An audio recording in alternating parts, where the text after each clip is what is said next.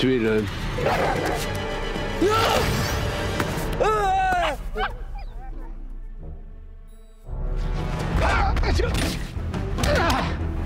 Non mais je rêve. Ah non, j'hallucine. Où est la gigogne, Dave? C'est lui là, lui.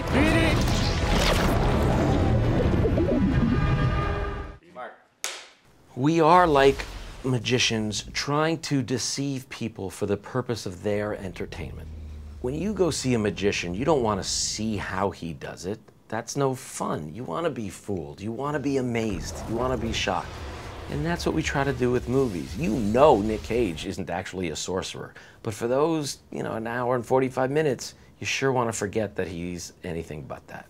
For our film, we knew we were having this giant dragon, but we knew the dragon was going to come to life based on a paper dragon. So we had to design our own paper dragon that they could carry, and it can't be too heavy, and it's got to be right. And then you work on how do you get that dragon to turn into a real dragon. But what I think a lot of people don't understand when they see a film is that all these CG effects, you might have a CG dragon, there's no real dragon walking up the side of a building.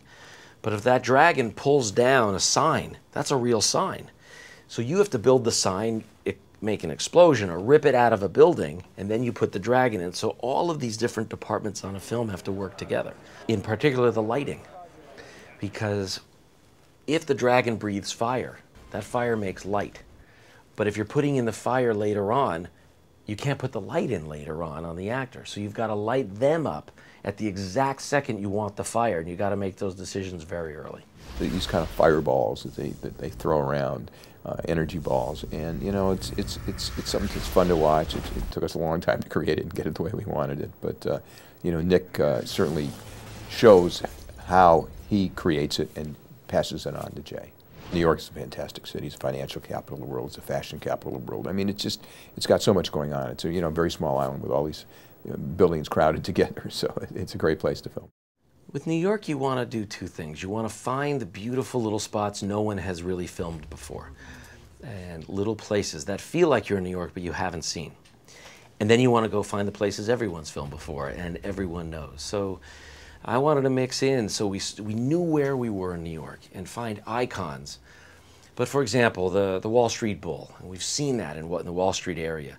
But the park, Bowling Green Park, is not something everyone knows about that's right there. It's a beautiful little alleyway that we run through in these little streets at the beginning of the movie. But it comes right after seeing the Statue of Liberty.